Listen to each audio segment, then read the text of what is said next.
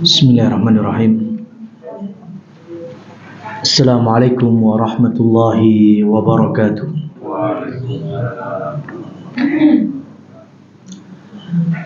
Alhamdulillahi rabbil alamin. Hamdan wa syukran lillah wa bihi nasta'inuhu ala umurid dunya waddin. Asyhadu an la ilaha illallah wahdahu la syarika lah. Wa asyhadu anna Muhammadan abduhu wa rasuluh. Faqala Allah Ta'ala ya ayyuhan nasu ittaqu rabbakumul ladzi khalaqakum min nafsin wahidah wa khalaqa minha zawjaha wa batha minhuma rijalan katsiran wa nisaa'a wattaqullaha alladzi tasaaluna bihi wal arham innallaha kana 'alaikum raqiba. Amma ba'du, jamaah muslimin muslimat rahimani wa rahimakumullah. Bersyukur kehadirat Allah Subhanahu wa taala di mana pada subuh hari ini kita bisa kembali bermajlis melanjutkan kajian sirah Nabi Muhammad sallallahu alaihi wasallam, dan kita masih berada di dalam tema Ghazwatu Khandaq atau Ahzab. Pada pertemuan yang lalu kita telah mengisahkan bagaimana dahsyatnya pertempuran sehingga kaum muslimin pun sempat tersibukkan dari beberapa waktu sholat zuhur, asar, maghrib, semuanya dikerjakan di waktu isya, sehingga muncul kaidah idza dhayyaqa ittasa' wa idza ittasa' dhayyaqa. Jika awalnya sempit karena adanya uzur darurat, maka bisa diperluas. Tapi kalau sudah kembali pada asalnya, maka menyempit lagi sebagaimana waktu yang telah ditentukan. Selanjutnya, jamaah sekalian yang dirahmati oleh Allah Subhanahu wa taala, dari 10.000 pasukan musuh di suatu malam ada panah yang menuju kem-kem kaum muslimin. Ya. Itu Madinah. Karena perang Khandaq ini salah satu perang yang unik, ya. Tidak sebagaimana umumnya perang di zaman Rasul. Karena rata-rata perang di zaman Rasul itu disandarkan ke tempat atau wilayahnya. Contoh, perang Badar. Kenapa? Karena lokasinya di Badar. Ada perang Uhud. Kenapa disebut dengan perang Uhud? Karena lokasinya di Uhud. Ada perang Mu'tah, perang Khaybar, perang Hunain, perang Tabuk, semuanya disandarkan kepada lokasi pertempuran. Kecuali ya perang Khandaq ini. Perang Khandaq satu-satunya perang di zaman Rasul sallallahu alaihi wasallam yang tidak disandarkan pada lokasi. Karena kalau disandarkan kepada lokasi, harusnya penyebutannya perang apa? Perang Madinah. Lokasinya di Madinah. Ya, perang Madinah. Tapi nggak disebut perang Madinah. Disesuaikan ya sebagaimana tema besarnya. Kalau musuhnya banyak, maka disebut dengan Ahzabnya. Kalau dilihat dari strategi Rasul Shallallahu Alaihi Wasallam menggali paritnya, maka disebut dengan Khandaq. Nah, di dalam peristiwa perang Khandaq ini, di suatu malam, karena malam itu aslinya sudah berhenti perangnya, tiba-tiba di camp kaum muslimin kedapatan panah, tapi isinya surat.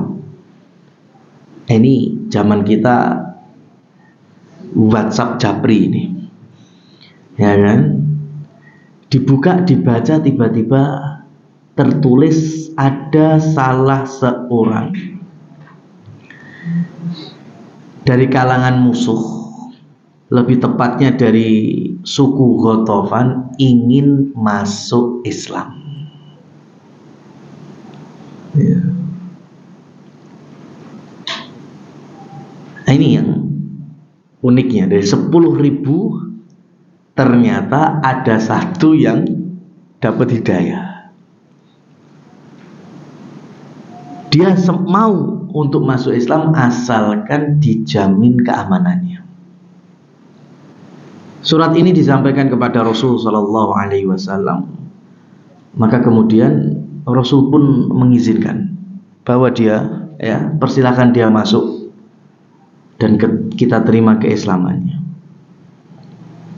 Inilah sosok yang kemudian bernama Nu'aim bin Mas'ud radhiyallahu anhu. Satu-satunya orang yang di pertengahan pertempuran Khandaq malah dapat hidayah. Akhirnya bersyahadat di hadapan Rasulullah sallallahu alaihi wasallam. Nah, jamaah sekalian yang dirahmati Allah,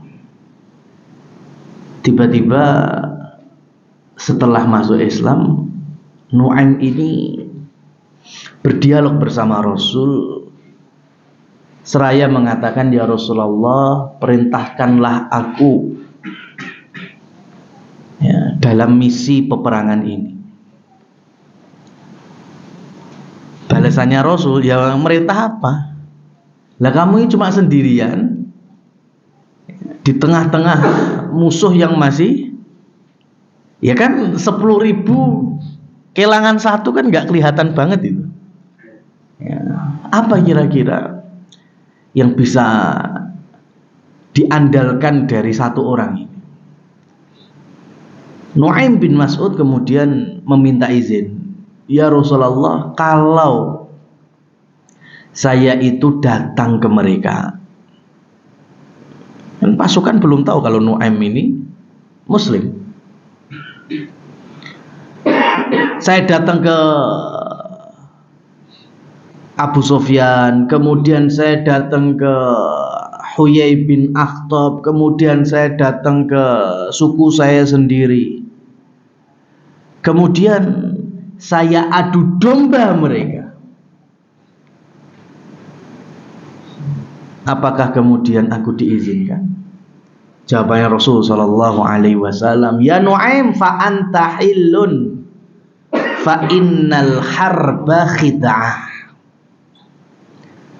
Jawabannya Rasul, Nu'aim, tidak apa-apa, engkau halal untuk melakukannya, karena sesungguhnya pertempuran itu strategi, tipu muslihat.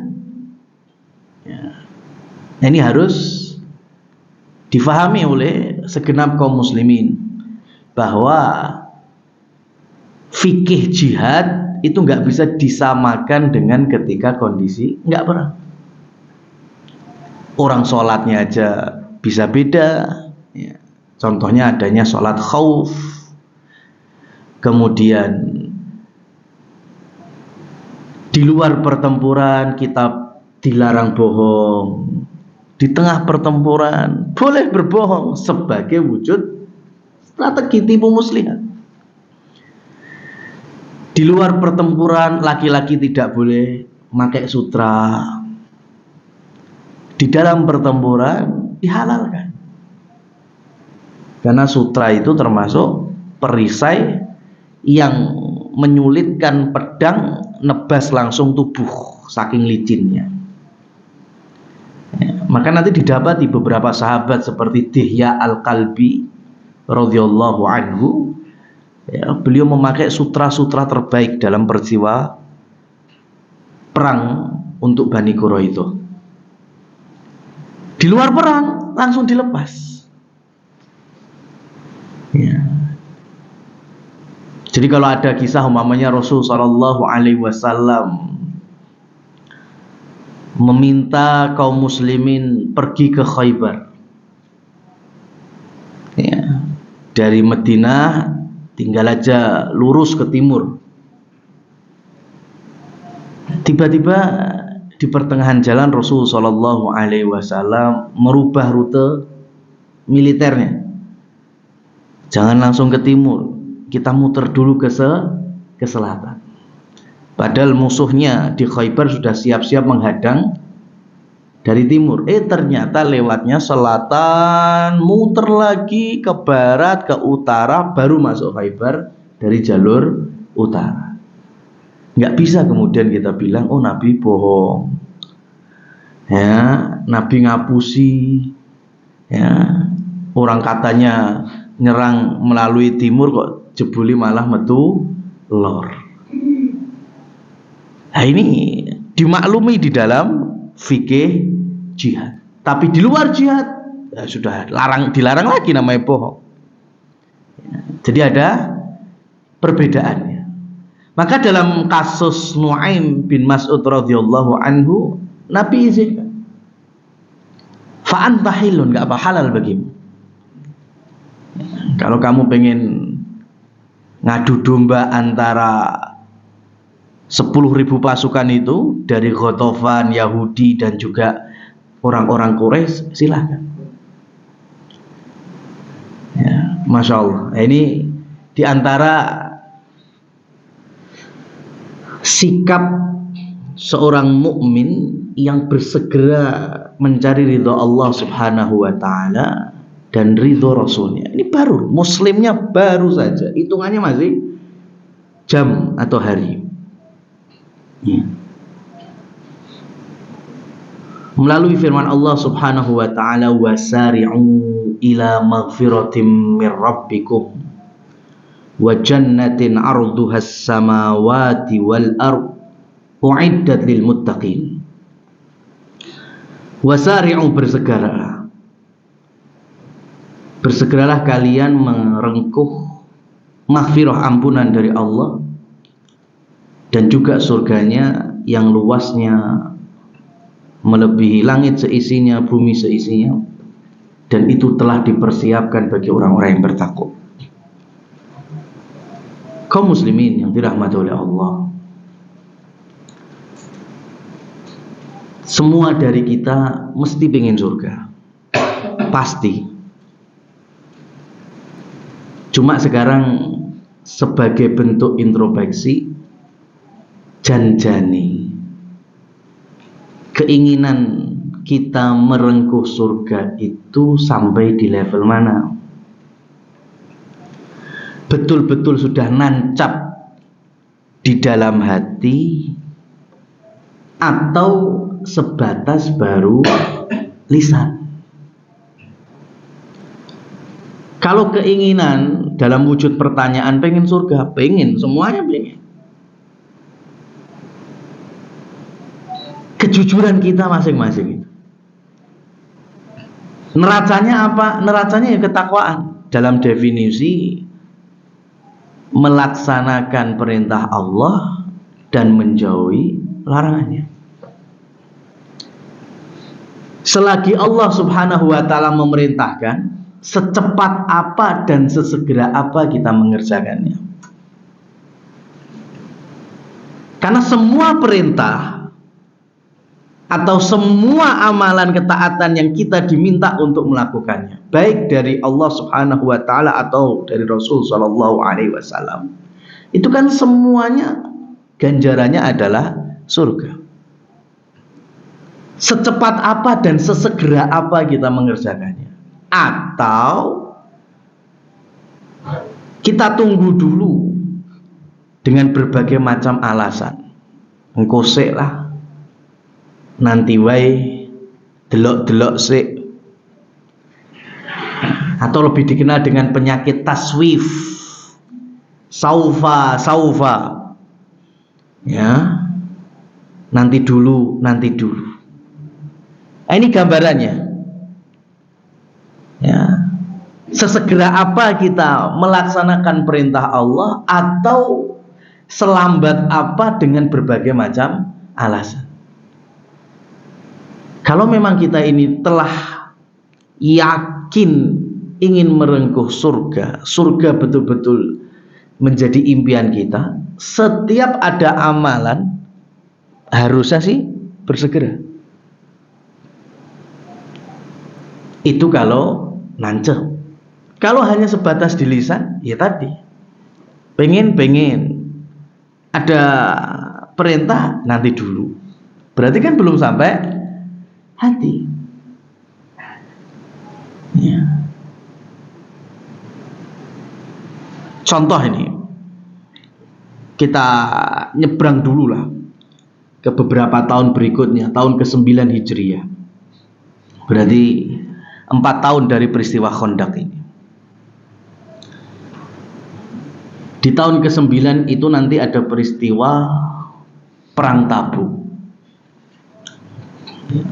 kurang lebih 2 tahun sebelum wafatnya Rasul Shallallahu Alaihi Wasallam. Peristiwa Perang Tabuk itu di musim panas, dan sebentar lagi musim mengawinkan kurma dan memanennya. Tapi Rasul Shallallahu Alaihi Wasallam mensyiarkan jihad. Ya. Posisi Madinah, khususnya para sahabat Ansor, itu waktunya untuk panen. Tapi Rasul minta berangkat jihad. Kalau mereka nggak bisa panen, berarti nggak punya kurma. Komoditi kurma, produktivitasnya, ya, ekonominya terhambat. Dan betul itu. Hari itu dikenal sebagai Juyusul Usrah, pasukan yang kesusahan. Ya. Kenapa? Karena nggak ada yang punya kurma mungkin untuk dijual sehingga dibelikan peralatan perang macam-macam, nggak ada. Rasul hanya minta, siap kalian berangkat ke Tabuk, jihad, surga. Maka sesegera Abu Bakar radhiyallahu anhu datang kepada Rasul, meninfakkan 100% hartanya. Tidak ada yang tersisa. Beliau hanya mengatakan, yang aku sisakan hanyalah Allah dan Rasulnya. Sudah.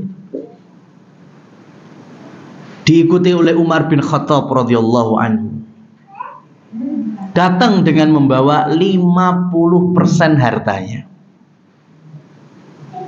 Infak 50%.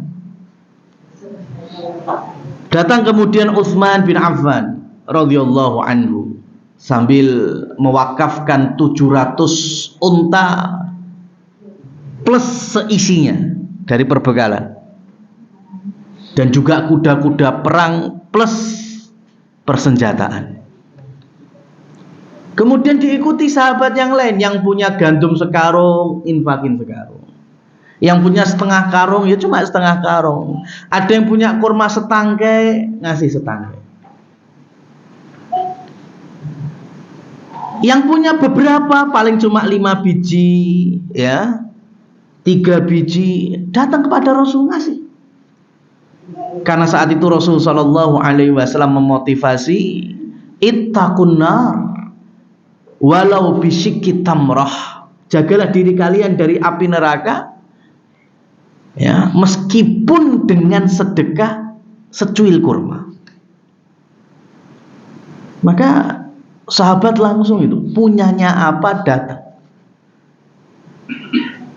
Dan ada beberapa riwayat yang disebut dengan awamus sahabah, sahabat yang awam, maksudnya sahabat yang nggak populer. Sampai-sampai Imam Muslim, Imam Bukhari itu nggak menyebut namanya, saking nggak dikenal. Mungkin karena fakir miskinnya, ya, mungkin karena bukan dari ring terdekat Rasul Shallallahu Alaihi Wasallam. Didapati hari itu mereka nangis, sedih seharian. Kenapa? Karena mereka betul-betul tidak punya kemampuan, ya, mengaplikasikan hadis Nabi ittaqun nar walau bisyikit tamr. Karena mereka betul-betul miskin. Mikir kreatifnya apa itu mentok, nggak ada ide, ya karena betul-betul nggak punya, sehingga nangis, nggak bisa bantu, ya, perjuangan jihad melalui perbekalan tuh nggak ada, nangis. Itu sebagian para sahabat yang betul-betul fakir, ya. Ini kalau ada di zaman kita, wah, kita langsung dengan mudahnya memakai klausul udzur syar'i. Iya, jelas itu, ya kan? Jelas, ya bener kan? Ayo bener, nggak salah, udzur syar'i. Emang nggak punya kemampuan kok, mau gimana lagi? Tapi kamusnya sahabat nggak seperti itu. Menyesal karena tidak bisa merengkuh suatu amalan yang digadang-gadang surga. Itu jiwanya sahabat tuh kayak gitu, ya. Padahal memang sudah betul-betul nggak punya. Ada seorang sahabat, dalam riwayat Imam Muslim, namanya Rabi'ah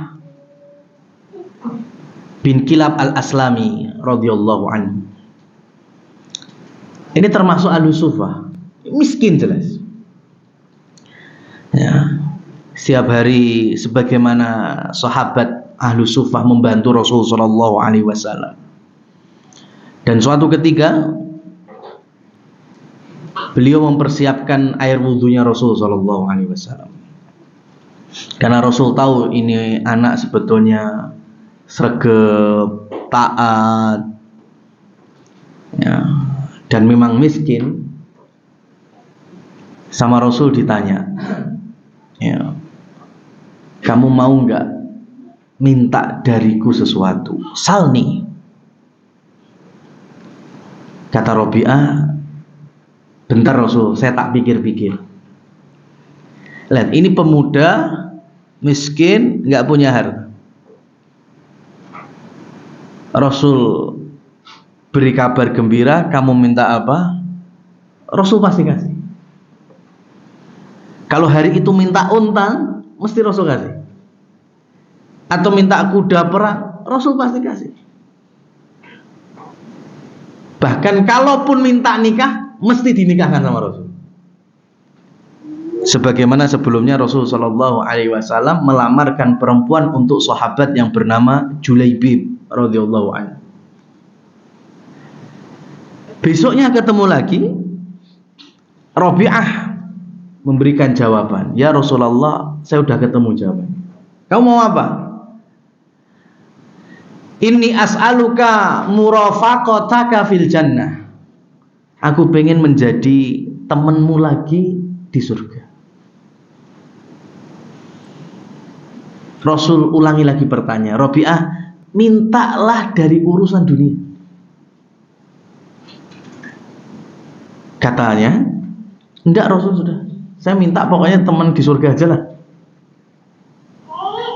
Rasul tambahi lagi, Rabi'ah, sebelum kesini kamu ketemu sama siapa? Ketemu Abu Bakar, ketemu Umar. Jangan-jangan kamu kepengaruh mereka, ya. Jadi ketika mikirnya tadi, jangan-jangan ketemu Umar, Utsman, akhirnya ngompor-ngompor, minta aja surga, nggak usah minta yang lain. Kata Rabi'ah, enggak, saya nggak ketemu sahabatnya yang lainnya. Betul-betul dari keinginan pribadi. Mintalah dari urusan dunia. Enggak ya Rasul, saya tahu duniaku sudah ditakar oleh Allah Subhanahu wa Ta'ala, ya, saya sudah tahu. Maka mumpung sekarang engkau, ya, memberikan jaminan minta apa dikasih, ya sudah, saya minta jadi temanmu lagi di surga. Masya Allah. Akhirnya bala ya Rabi'ah fa'ainuni bikasrati sujud. Ya sudah, ya aku terima permintaanmu itu, dan bantulah aku dengan memperbanyak doa-doamu di waktu sholat dan sujudmu. Nah, ini sahabat tuh gitu ya, ketika ada celah untuk menggapai surga sesegera mungkin ya, urusan yang lain bisa ditinggali. Jadi mereka itu bisa merasa iman banget sampai ketinggalan satu amalan. Ini terbukti, ini bahkan baru masuk Islam ya, sahabat Nu'aim bin Mas'ud langsung baru dapat hidayah ya, padahal jalan hidayah itu nggak ada yang mulus. Maka dalam hadis qudsi Allah Subhanahu wa taala berfirman, setiap kita sholat membaca Al-Fatihah itu kan Allah membalas dari bacaan Al-Fatihah kita. Dimulai dari Bismillahirrahmanirrahim, Alhamdulillahirabbil alamin. Allah berfirman, hambaku sedang memujiku. Jadi betul kalau dibilang sholat itu dialog antara hamba dengan Rabbnya, itu betul. Setiap bacaan kita Ar-Rahman, Ar-Rahim, ya, Maliki Yaumiddin, itu pujian bagi Allah. Sampai ketika kita baca Iyyaka na'budu wa iyyaka nasta'in, Allah pun juga membalas. Itu separuh untukku, separuh untukmu. Iyyaka na'budu wa iyyaka nasta'in, ya, separuh untuk Allah dalam wujud ketauhidan kita, beribadah hanya kepadamu, minta tolong juga hanya kepadamu. Separuh untuk hamba-hamba Allah, yaitu dengan Allah mewujudkan ya, ketika kita mentauhidkannya, Allah wujudkan apa itu? Ya permintaan kita di doa berikutnya, ihdinas siratal mustaqim ya, minta hidayah, jalan yang lurus, siratal ladzina an'amta alaihim, jalannya orang-orang yang engkau berikan kenikmatan. Siapa itu? Al-anbiya was-siddiqin was-suhada was-sholihin. Jalannya para nabi, para siddiqin, ya, sahabat, para suhada, para sholihin. Sekarang kita ambil contoh aja para nabi. Ada nggak jalan yang mulus dalam menempuh hidayah? Nggak ada. Semuanya pasti ada rintangan. Dan semuanya tidak lepas dari ocehan, omelan, caci maki, hinaan, merendahkan, ya, yang didapat dari kaumnya. Itu udah pasti. Jalan hidayah memang seperti itu. Dan itulah yang kita minta setiap hari. Ihdinas siratal mustaqim, siratal ladzina an'amta alaihim.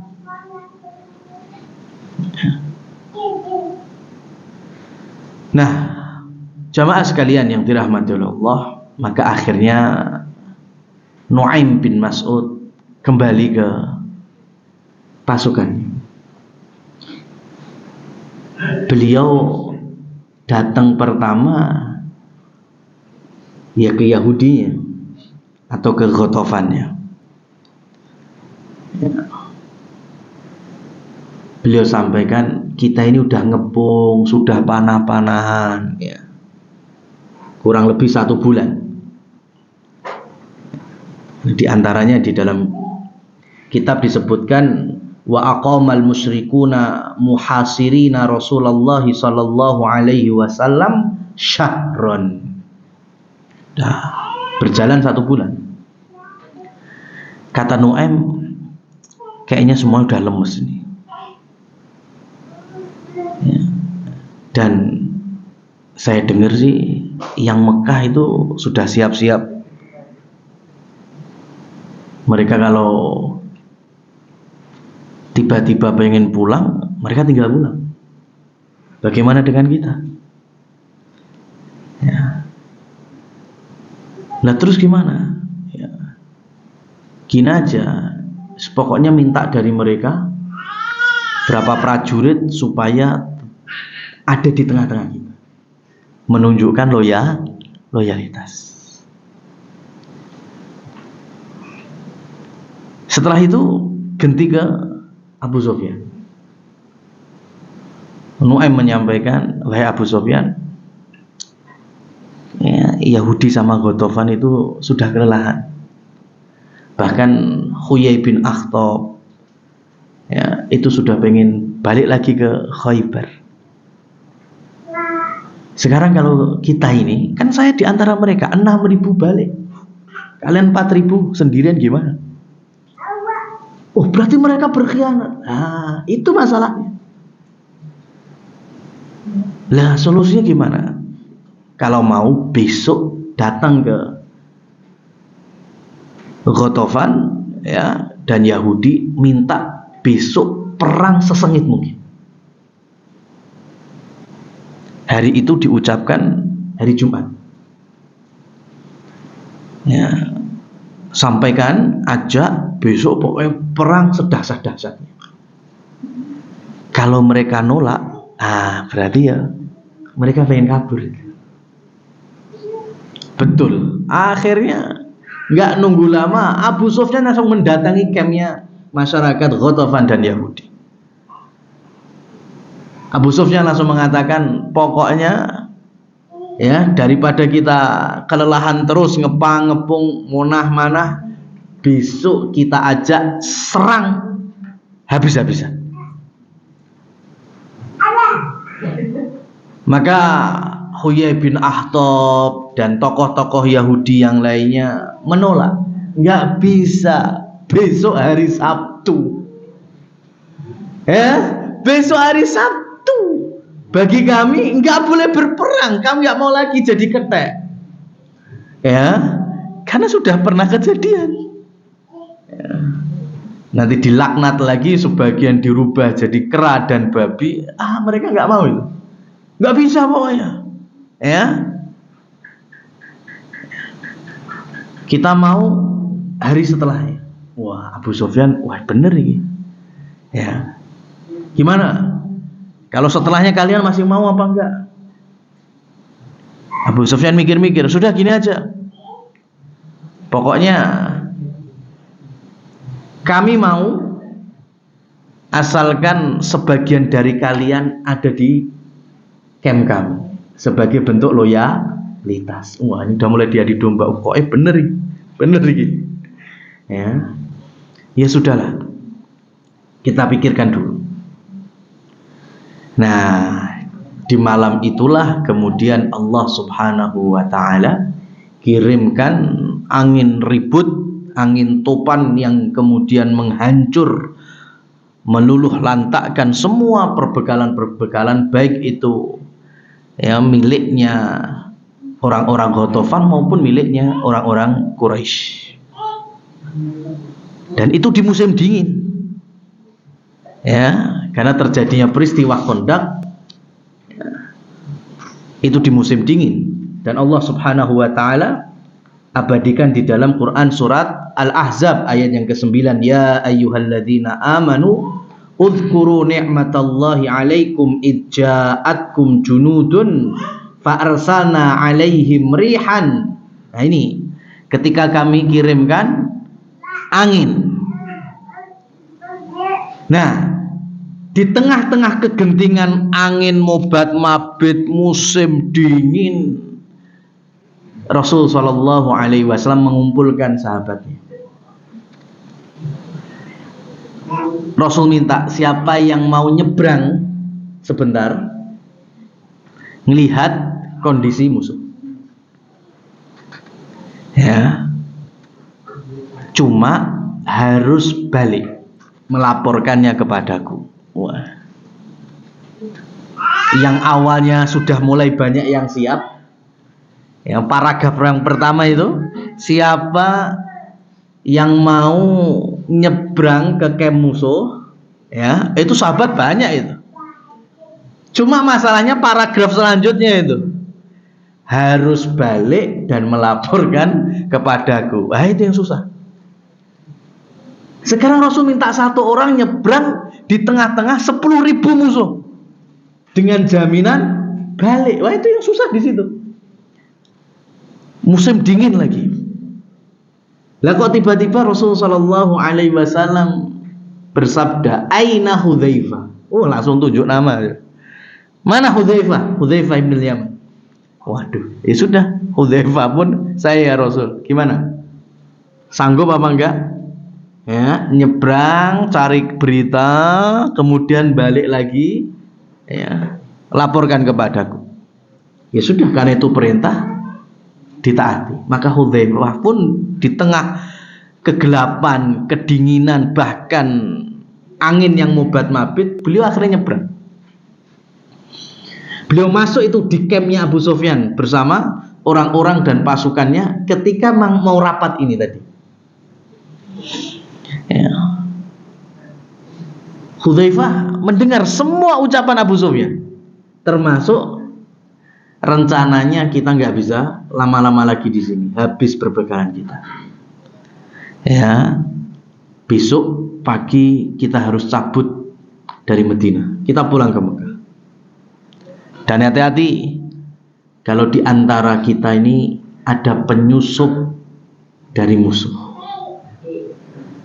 Maka Abu Sufyan di malam itu minta, lihat nih kondisinya otomatis nggak seperti hari ini ya, gelap, nggak ada listrik, ya, minim penerangan, paling cuma dari obor-obor gitu saja. Abu Sufyan minta, lihat kanan kiri kalian, ya, mereka teman seperjuangan atau penyusup. Ya. Tiba-tiba Hudzaifah ibn Yaman itu memegang tangan sampingnya sambil mengatakan, siapa kamu? Ya, sebelum didisi, ya kan? Tanya dulu, siapa kamu? Kemudian orang ini menjawab, fulan. Oh, berarti teman. Ya, kemudian nanti ditanya lagi samping yang lainnya, siapa kamu? Fulan. Ya, sehingga gak sempat ada yang menanyai Hudzaifah. Ini sebagian ulama menunjukkan cerdasnya Hudzaifah. Kenapa? Karena posisi capek perang, malam harinya di musim dingin, di camp musuh, dapat ya ancaman seperti itu, masih bisa mikir. Wah, itu angel loh. Ya, kita kadang kademen wis gak iso mikir. Ini kademen di tengah-tengah musuh. Tapi Hudzaifah amanah. Amanahnya apa? Beliau hanya minta kabar, habis itu balik. Karena beliau bercerita, antara aku dengan Abu Sufyan itu jaraknya cuma beberapa jengkal. Artinya malam itu kalau aku langsung tiba-tiba bunuh Abu Sufyan, sangat bisa. Meskipun mungkin ya akhirnya Hudzaifah juga ikut mati, tapi setidaknya beliau bisa membunuh tokoh Quraisy. Tapi karena ingat perintah Nabi, pokoknya ambil berita, balik. Itu amanahnya seorang Hudzaifah. Karena nanti dalam peristiwa Khandaq ini ada lagi sahabat yang bernama Abu Lubabah. Abu Lubabah ini juga nanti menjadi duta ke Bani Quraidah yang telah berkhianat, membuka pintu untuk orang-orang Yahudi sebagiannya masuk ke Madinah. Ya, Abu Lubabah menjadi duta, dikirim sama Rasul. Ya, Bani Quraidah pengennya apa itu? Mereka sudah berani berkhianat. Kita ini sama-sama menjaga Madinah dari serangan musuh, malah sama-sama Yahudi. Kemudian mereka bukakan untuk orang-orang Khaybar. Maka orang Bani Quraidah itu udah takut. Wah, gimana ini? Ya, tokoh mereka Ka'ab bin Asad ngumpulin kaumnya. Solusi pertama, kita sama-sama masuk Islam biar selamat.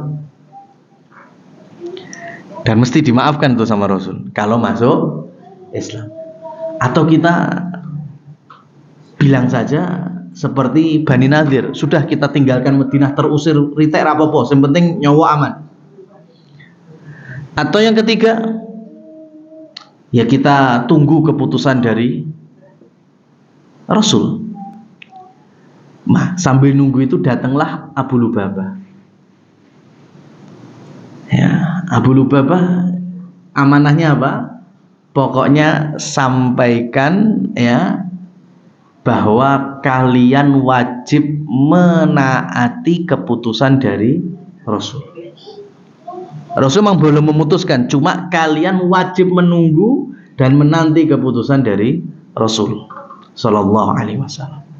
Maka ketika Abu Lubabah dialog dengan mereka, mendengarkan ya masukan-masukan dan keinginan mereka, Abu Lubabah kemudian mendengar keputusan dari Ka'ab bin Asad, ya sudah, kami siap menunggu keputusannya Rasul. Kata Abu Lubabah, iya memang seperti itu, kalian wajib mengikuti dan patuh terhadap keputusannya Nabi Muhammad Sallallahu Alaihi Wasallam, sambil tangannya ke leher gini.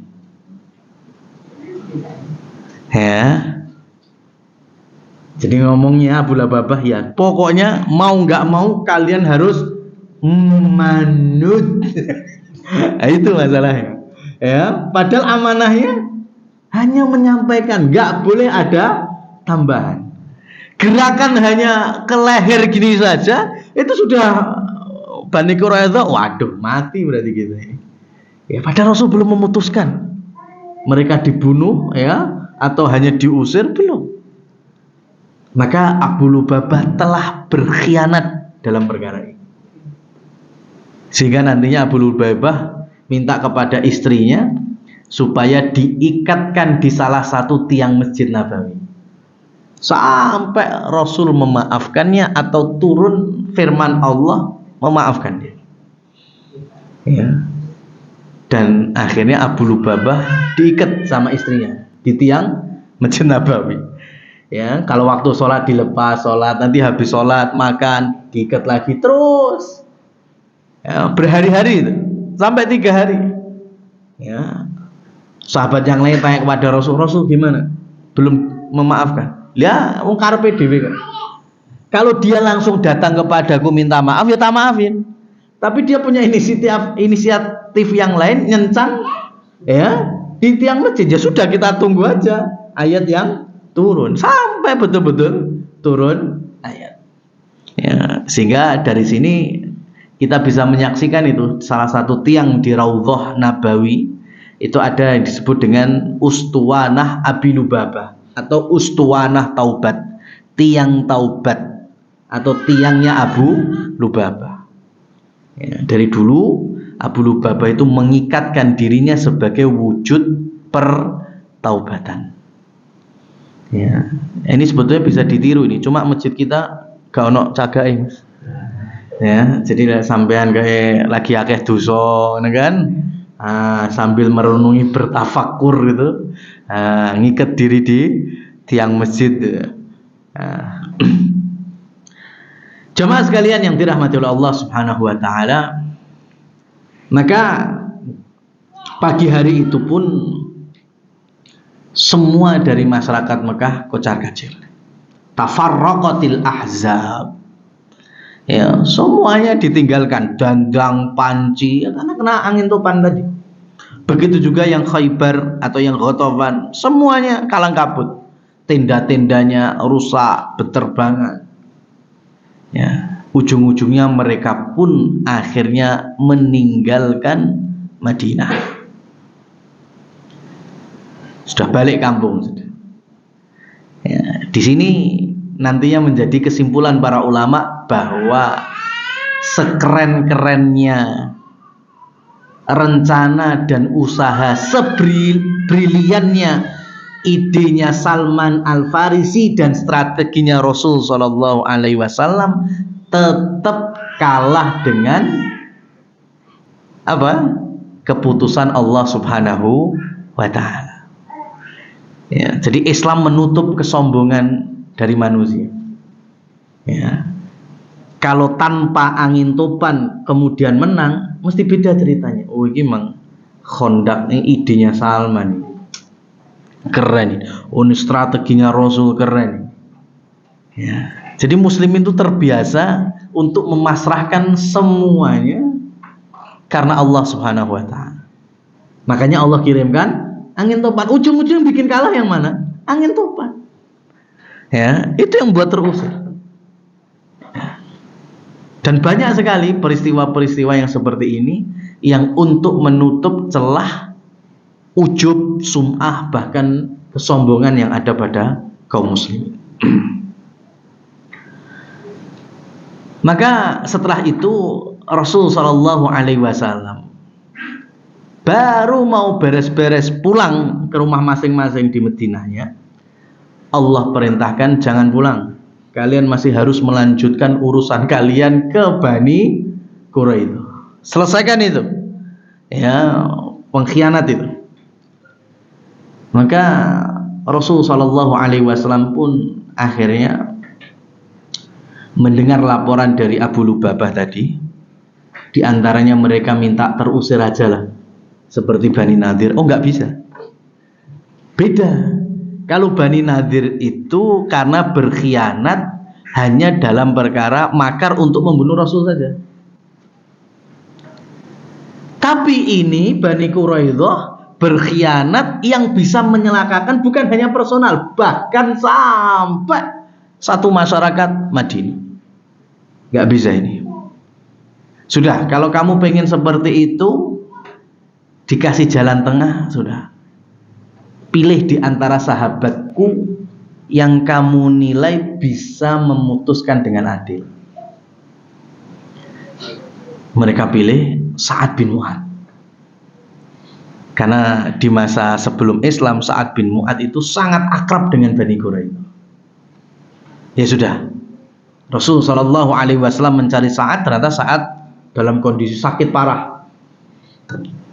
Ya, darah beliau itu keluar terus karena lukanya itu di wilayah apa itu? Apa kalau dalam dulu kita belajar itu ya, apa sing darah muncrat tuh arteri apa vena itu? Ya, muncrat terus sehingga Rasul mendatanginya untuk dikei, ya, memakai besi panas itu disunyok nih. Tapi qadarullah, ya nggak sembuh-sembuh, nggak mampet-mampet. Ya, padahal dapat mandat besar ini untuk menjadi hakim. Maka doanya Sa'ad bin Mu'adz kepada Allah, Allahumma la tamutni, la tamutni.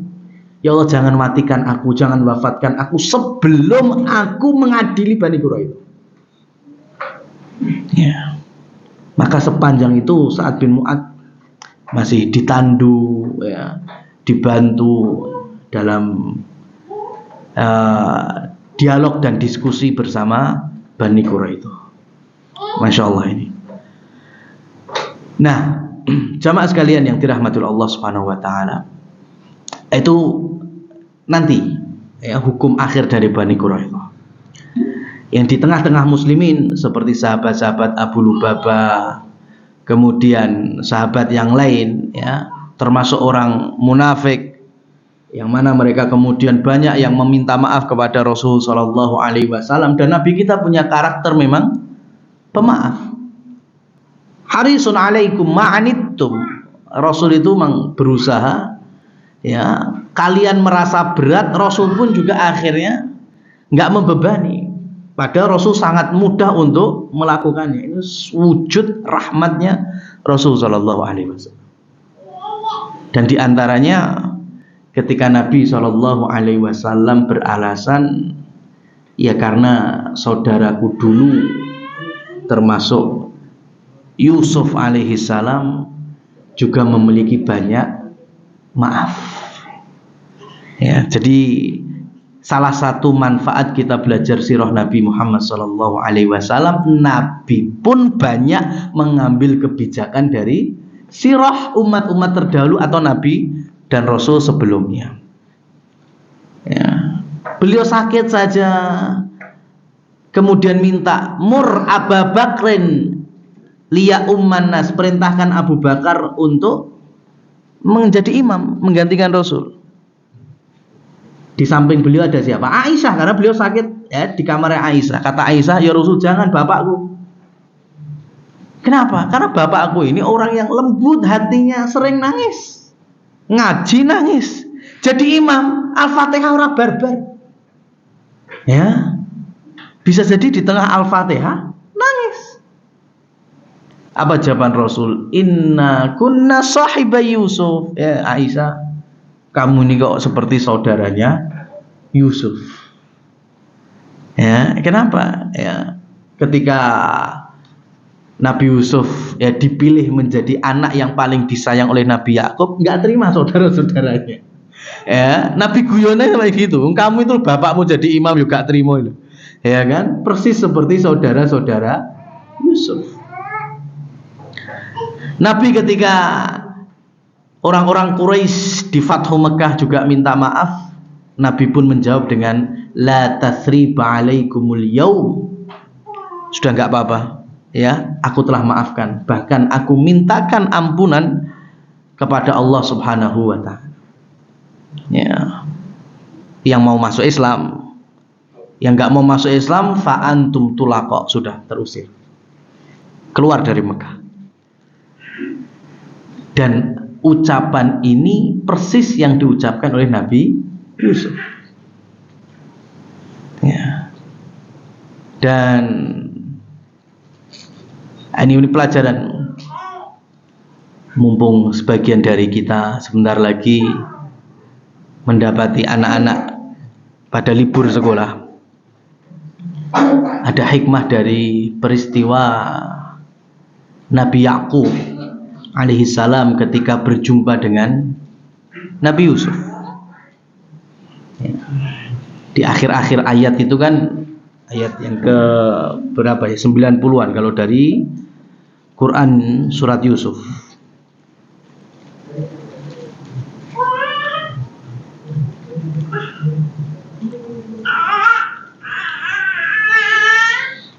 Nah, ayat yang ke-98 ya, dimulai dari 97. Qalu ya abana istaghfir lana dzunubana inna kunna khati'in.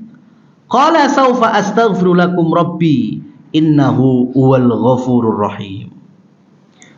Nabi Yakub itu kan didatangi 10 anaknya yang dulu bikin masalah itu, bikin makar menjauhkan Nabi Yakub dengan Yusuf alaihissalam. Minta maaf, padahal itu udah berjalan berapa tahun? 80 tahun. Ya, menurut Imam Hasan Al-Basri yang dinukil di dalam tafsir Imam At-Tabari. Ya. Lihat, ini ada 12 anak, 10 anaknya bikin masalah. Nyesek apa enggak itu? Ada di antara jenengan yang anaknya wis rolas. 10 bermasalah itu. Ya, 80 tahun lagi. Minta maaf, jawabannya Nabi Yakub, iya, aku maafin kalian. Ya. Dan aku akan mohonkan ampun di hadapan Allah Subhanahu wa taala. Masya Allah. Ini modal besar. Jadi orang tua emang coro Jawa nih, Jawa khususnya jembar dada nih. Ya, banyak maafnya ini, Masya Allah. Nabi Yakub sudah ya dibikin sedih bahkan sampai buta penglihatannya. Ya. Dan itu nyata ya, karena semenjak kehilangan Nabi Yusuf, Nabi Yakub ya sering sedih, ditemuin sama tetangga-tetangganya. Yakub, kamu itu kok tua sebelum waktunya. Nah, ini. Karena memang saat itu Nabi Yakub belum waktunya ubanan, sudah ubanan. Nah, ini jadi sama ini, kalau hari ini belum waktunya uban kok wis wanen, mesti masalah ini. Belum waktunya keriput kok udah banyak keriput, itu mesti banyak masalah. Karena Nabi Yakub jawabnya juga gitu. Karena aku terlalu memikirkan Yusuf. Langsung ditegur sama Allah. Yakub, semenjak kapan kamu kok sambatnya sama manusia? Ya. Maka Nabi Yakub bertobat dan kemudian beliau hanya bisa berkeluh kesah di hadapan Allah yang Allah abadikan dalam ayat innama ashku bathi wa husni ilallah. Ya Allah, hanya kepadamu lah aku berpasrah dan berkeluh kesah atas kesedihan dan kegalauan. Itu asbabun nuzulnya ayat innama ashku bathi wa huzni ilallah ya tadi.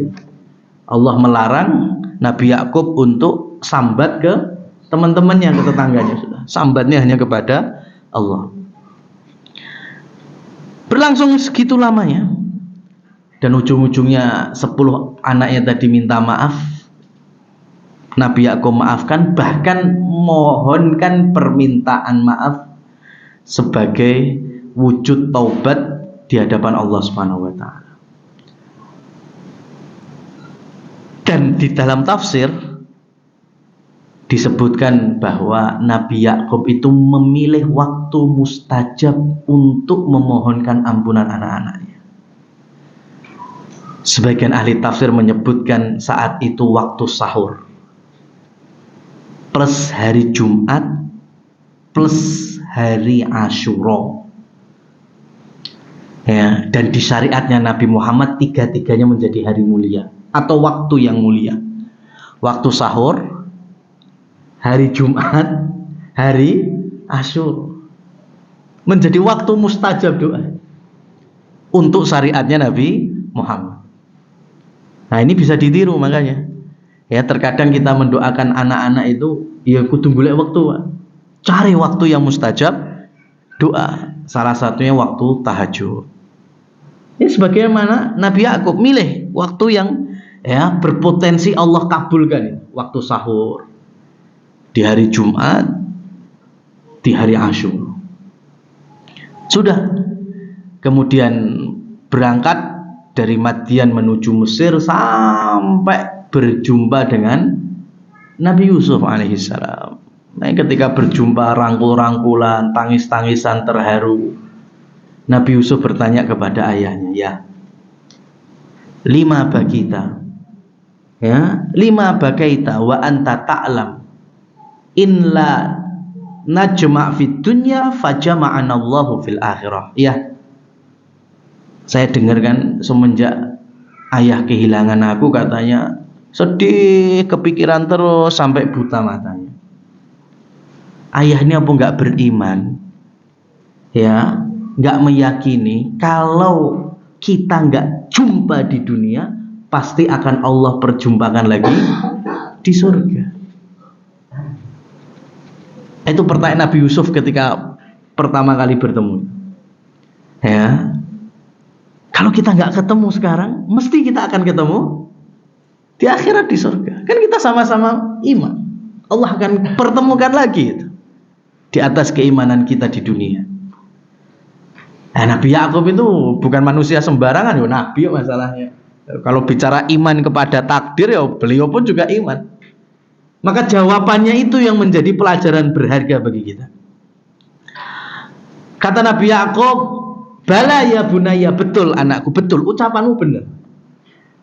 Kalau kita sama-sama iman, nggak ketemu di dunia, ya puluhan tahun, kita akan ketemu lagi di akhirat.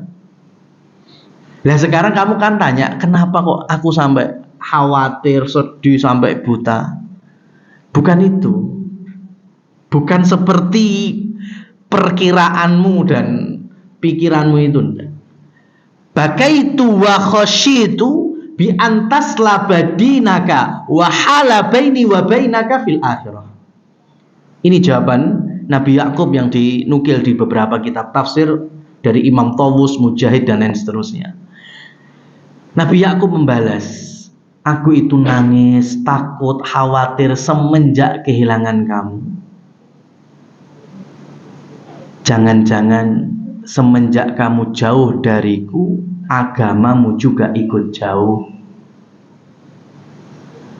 Semenjak kamu jauh dari rumahku, agamamu juga ikut jauh darimu. Itu yang tak khawatirkan. Sehingga mana tahu ujung akhir kamu itu masih iman atau tidak, nggak tahu. Sehingga nanti di akhirat bisa jadi terhalangi kita berjumpa karena aku beriman, kamu sudah nggak beriman. Itu jamaah sekalian yang menjadi kesedihan Nabi Yakub. Ya, kenapa kok menangi Yusuf? Bukan nggak percaya takdir, ya, nanti bakal ketemu atau nggak ketemu, tapi khawatir orang tua anaknya jauh, agamanya ikut jauh di situ.